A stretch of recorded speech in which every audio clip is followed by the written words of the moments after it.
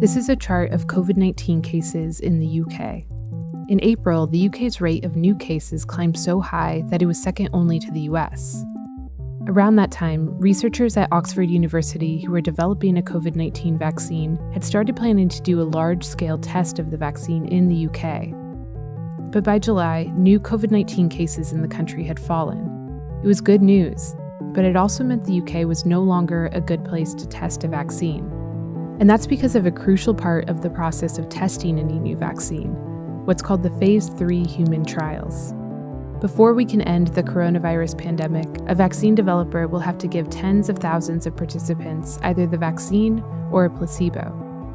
And then we wait, for months or possibly years, to see how many of each group eventually gets COVID-19, while the participants go about their lives, which right now probably means they're living under COVID-19 restrictions like wearing masks and staying at home.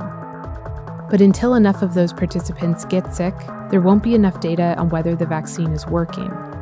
And in the meantime, thousands of people are dying of COVID-19 every day. That's why some people are starting to advocate a different, more controversial model. Instead of waiting for the coronavirus to eventually infect some of these people, what if we gave a group of willing volunteers the virus on purpose? I'm a young guy. I'm 23 years old. I'm relatively healthy. I have no pre-existing health conditions. I have no children, no dependents. It's really important that we do everything we can to speed up research and development.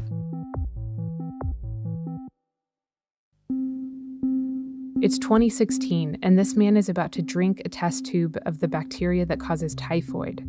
He's one of about 100 participants who deliberately infected themselves with it to test a new vaccine in the UK. In March 2016, I downed a shot of typhoid. Dinah was another participant. She was a PhD student who needed the money, but she also liked the idea of it. It was like, I'm helping to make this disease less deadly.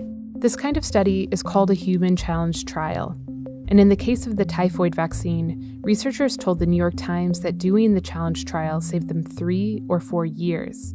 To put that in context, it helps to look at the bigger picture of how a vaccine normally gets developed. The first step in the process is to test a vaccine in a lab on either human cells or on animals, just to see if it causes any harm. This is called the preclinical phase. If it passes that test, it enters human trials. This is the longest and most important part. If it passes human trials, the vaccine gets licensed by regulators and can be manufactured and distributed to the public. Human trials typically have 3 phases, each one testing a larger and larger group of people. Phase 1 involves a very small group of people, maybe 50, and mainly tests if the vaccine is safe. Phase 2 usually involves a few hundred participants. This is where we start learning if the vaccine actually works. And then there's the final test, the Phase 3 trial. It's expensive, it takes time, it requires tens of thousands of volunteers, and it involves as broad a cross-section of participants as possible. The entire process of developing a vaccine usually takes around 10 years, but many COVID-19 vaccine developers are racing to compress this entire process into about a year and a half. One way they are doing this is to overlap the different phases, conducting several different trials at once, or to ramp up the manufacturing of a vaccine while it's still being tested so that if it works, it can be distributed right away. As of the making of this video, there were 166 COVID-19 vaccines in various stages of development. 24 vaccine candidates are already in the human trial phase, and 5 of them are already in Phase 3. For these leading candidates, a human challenge trial could save weeks or months by augmenting a Phase 3 trial that isn't getting data fast enough. And for any of these candidates in preclinical phases, a challenge study followed by a larger-scale safety study for the vaccine could replace a Phase 3 trial altogether. A challenge trial that successfully shrinks down this timeline could save thousands of lives. And so far, a grassroots movement has recruited more than 30,000 volunteers from over 100 countries who said they would participate in a challenge trial for COVID-19 if it happens. My moral values say that I kind of have an obligation to do what I can to help. I see it as very similar to other acts of public service, like trying to fight climate change and disastrous events that are forthcoming, that are the consequences of a lack of care. It's affecting literally pretty much every person globally. I feel like I need to do something to help. Here's the problem. Human challenge studies have been used before for cholera, typhoid, malaria, influenza, and the common cold. But there's a big, important difference that sets COVID-19 apart. For each of those conditions, we do have effective treatment so that we know, to my knowledge, no one has actually ever died in those studies. Peter Smith is one of the world's leading epidemiologists, and he was one of the first to advocate for the possibility of human challenge trials in March of this year. He says because there is no COVID-19 treatment, it limits who could participate in a challenge study. Challenge trial would necessarily be done in people who were at very low risk of serious disease. In other words, unlike in a typical phase 3 trial where you'd recruit the widest range of people possible, a COVID-19 challenge trial would produce data on a much narrower group of young, healthy people. And we don't know if a vaccine that works for that group would work for everyone.